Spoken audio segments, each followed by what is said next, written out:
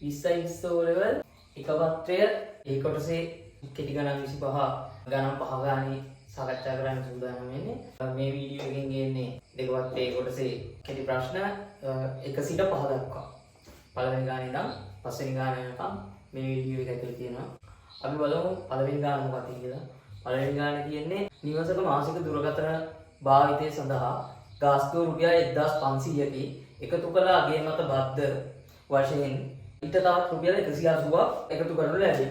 1500 ගාස්තුවකට VAT බද්ධ වශයෙන් 180ක් එකතු කරනෝ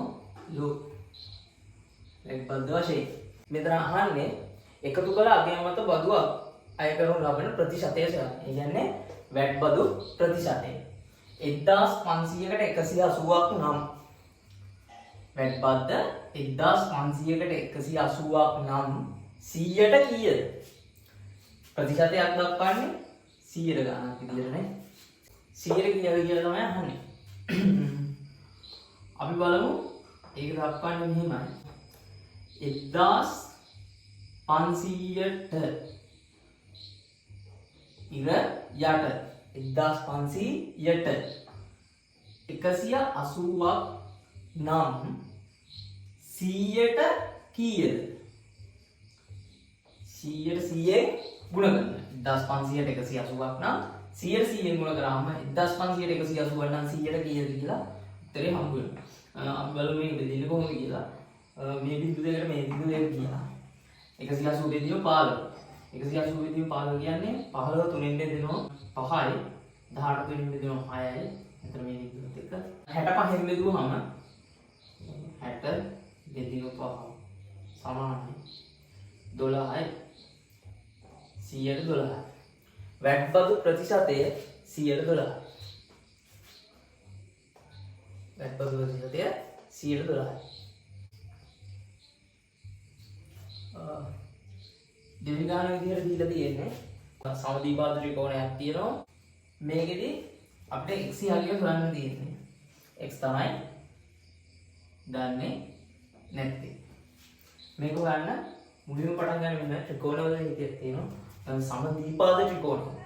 සමදීපාද ත්‍රිකෝණයක සමාන පාද වලට සම්මුඛ කෝණ සමානයි කියලා. ඒ කියන්නේ සම ද්විපාද ත්‍රිකෝණයක සමාන පාදවලට සම්මුඛ කෝණ සමාන වේ. හරිද? මේ පාදයේ සම්මුඛ කෝණය මේක. මේ පාදයේ සම්මුඛ කෝණය මේක. ඒ කියන්නේ මේක x නම් මේකත් x. හරිද? මේක x නම් මේකත් x. ඊළඟට මෙන්න මෙතන හැදෙන්නේ තියෙන්නේ මේ වගේ. මෙතන 110 අංශක. මෙතන x අංශක කියලා මෙතන තියෙන්නේ. මෙතෙන්දී අපිට ගන්න පුළුවන්. මේ වගේ තැනක මෙන්න මේ කෝණය කීයද? මේ කෝණය 180 අංශක. ඒ කියන්නේ සරල රේඛාවක් මත පිහිටි කෝණවල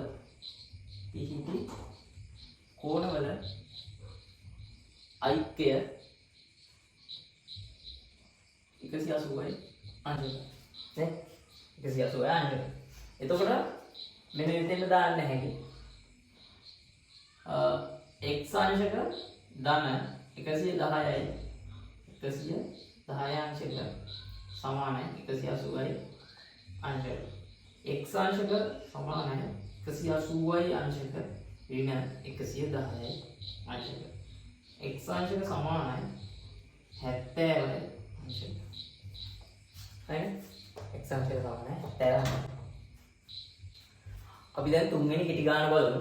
තුන්වෙනි කෙටි ගානේ දීලා තියෙන්නේ භාගය සුරින් ලියපු සමීකරණය අසුළු කරලා x යහගය සොයන්න. මේක විසඳන්න කියලා දීලා තියෙන්නේ විසඳන්න කියන්නේ x යහගය සොයන්න. අපි බලමු මේක කරන්නේ කොහොමද කියලා. මේකේ දැන් පොදු හරයක් ගන්න ඕනේ ඔගොල්ලෝ දාන්න භාග සංඛ්‍යා සුළු කිරීමේදී පොදු හරයක් නිතරම ගන්නවා. අපි බලමු මේ සමාන ලකුණේ වම් පස තියෙන දෙකට පොදු හරයක් ගන්න කොහොමද කියලා. මෙතන 3x පොදු හරය කරගත්තොත් හරියනේ. එහෙනම් මේකේ උඩ යටයි දෙකම 3න් ගුණ කරන්න. බලමු. මෙතන උඩ යටයි දෙකම 3න් ගුණ කරාම මෙතෙන් එනවා 3. යට 3x නේ පොදු හරය වෙන්නේ. මෙතන 1. සමානයි 2 බෙදීම 3යි. හරිද? 2 බෙදීම 3යි. දැන් මේ 3x ගෙන් සමාන ලකුණෙන් දෙපැත්තම වැඩි කරමු. 3න් දෙකක් ගියාම කොහොමද 2යිනේ. 2 බෙදීම 3x ගුණ කිරීම 3x. හරිද? සමානයි 2 බෙදීම 3 ගුණ කිරීම 3x. දැන් මේ 3x ට මේ 3x කැපෙනවා. මේ 3ට මේ 3 කැපෙනවා. 2 සමානයි 2x කියලා. හරිද? 2x සමානයි 2යි. දෙවැත්තෙන්ම x තනි කරගන්න 2කින් බෙදන්න. x සමානයි 1 කියලා තේරෙනවා. x සමානයි 1යි. අපි ඊළඟට හතරවෙනි කෙටි ගාන බලමු. ඒක තියෙන්නේ මිනිස් දින සම්බන්ධ ගාන. මිනිසුන් 4 දිනකට වැඩක් නිම කිරීමට දින 6ක් ගත වේ යැයි ඇස්තමේන්තු කර ඇත. මිනිසුන් 4 දිනකට වැඩක් නිම කිරීමට යනවලු දින 6ක්. මේවා මිනිස්සු මිනිසුන් 4 දිනකට දින 6ක් ගත වේ යැයි ඇස්තමේන්තු කර ඇත. ඔවුන් දින 3ක් වැඩ කිරීමෙන් පසු ඒ කියන්නේ 4 දෙනා වැඩ කරනවලු දින 3ක්. ඔවුන් දින 3ක් වැඩ කිරීමෙන් පසු තවත් මිනිසුන් දෙදෙනෙක් මේ කණ්ඩායමට එකතු වූයේ නම් එම වැඩේ තව දින කීයකින් නිම කළ හැකියි. එතකොට 4 දෙනෙක් දවස් 3ක් වැඩ කරනවලු. ඊට පස්සේ තව දෙන්නෙක් එකතු වෙනවලු. ඒ කියන්නේ 6 දෙනෙක් වෙනවා. 6 දෙනෙක් එකතු වුණාට පස්සේ ඒ වැඩේ කරන්න තව දින කීයක් යනවද කියලා. හරි? දැන් බලමු කොහොමද ඒක හදන්නේ කියලා. මේ මුළු වැඩේ සඳහා මිනිස් දින කීයක් යනවද කියලා මුලින් ගණන් කරගන්න. මිනිස් දින. සම්පූර්ණ වැඩේටම මිනිස් දින යනවා 4 ගුණ කිරීම 6. 6 4 24. මිනිස් දින 24ක් යනවලු මුළු වැඩේට. හරිද? හැබැයි මේ මිනිස්සු 4 දෙනා දවස් 3ක් වැඩ කරනවලු.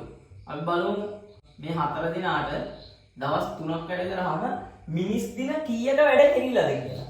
ඒ කියන්නේ මිනිස් දින 12ක වැඩ කෙරිලා. හරි? 4 දිනා දවස් 3ක් වැඩ කරාම මිනිස් දින 12ක වැඩ කෙරිලා. හැබැයි තව කීයක් තියද? දැන් මුළු ප්‍රමාණය මිනිස් දින 24යි. මේ වැඩේ මිනිස් දින 24ක වැඩක්. ඒකෙන් මිනිස් දින 12ක වැඩ කෙරිලා. ඒ කියන්නේ තවත් මිනිස් දින 12ක වැඩ ඉතුරුයි. මේක ඉතුරු ප්‍රමාණය. හරිද? ඉතුරු ප්‍රමාණය කරන්න මේ දු මිනිස්සු 4 දෙනාටම තව මිනිස්සු දෙන්නෙක් එකතු වෙනවලු. ඒ කියන්නේ මිනිස්සු 6 දෙනෙක්. මේ මිනිස්සු 6 දෙනා දවස් කීයක් වැඩ කරාට පස්සේද අපි ඒකට අඤ්ඤාත පදයක් දාගමු n කියලා. දවස් කීයක් වැඩ කරාට පස්සේද මෙන්න මේ ඉතුරු දින ගාන සපුරා ගන්න පුළුවන්. ඒ කියන්නේ මිනිස්සු 6 දෙනා මෙච්චර දවස් ගානක් වැඩ කරොත් මේ වැඩේ ඉවර කරගන්න පුළුවන්. මෙන්න මේ සමීකරණය හදාගන්න. එතකොට ඔයගොල්ලන්ට පුළුවන්. එතකොට n සමානයි 12 බෙදීම 6යි. ඒ කියන්නේ 2යි. තවත් දින දෙකක් වැඩ කරාම මේ වැඩේ නිම කරගන්න පුළුවන්. මේක අහලා තියෙන්නේ වැඩේ තව දින කීයකින් නිම කළ හැකිද? තව ඒ කියන්නේ මිනිස්සු 4 දෙනෙක් දවස් 3ක් වැඩ කරනවා. ඊට පස්සේ තව මිනිස්සු දෙන්නෙක් එකතු වෙලා 6 දෙනාත් එක්ක මේ වැඩේ ඉතුරු ටික කරාම තවත් දින දෙකක් ඇතුළතදී වැඩේ නිම කරගන්න පුළුවන්. එතකොට මේකට උත්තරය එන්නේ දින 2යි. හරි. අපි පස්වෙනි ගාන බලමු. පස්වෙනි ගානේ දීලා තියෙන්නේ ABC ඍජුකෝණී ත්‍රිකෝණයේ දී ඇති තොරතුරු අනුව x අගය සොයන්න. x අගය සොයන්න. මේක ඍජුකෝණී ත්‍රිකෝණය. හරිද? මේක ඍජුකෝණී ත්‍රිකෝණය. මේ ඍජුකෝණී ත්‍රිකෝණයේ දැන් අපි දන්නේ නැත්නම් මේ පාදයේ අගය සම්පූර්ණයෙන් දන්නේ නැහැනේ. මේක දැනගත්තොත් මේ x හොයන්න පුළුවන්. මේ වගේ එක අපිට පුළුවන් පයිතගොරස් ප්‍රමේය යොදා ගන්න මේක විසඳ ගන්න. අපි බලමු මේ ABC ත්‍රිකෝණයට පයිතගොරස් ප්‍රමේය ලියුවහම කොහොමද එන්නේ කියලා. පයිතගොරස් ප්‍රමේය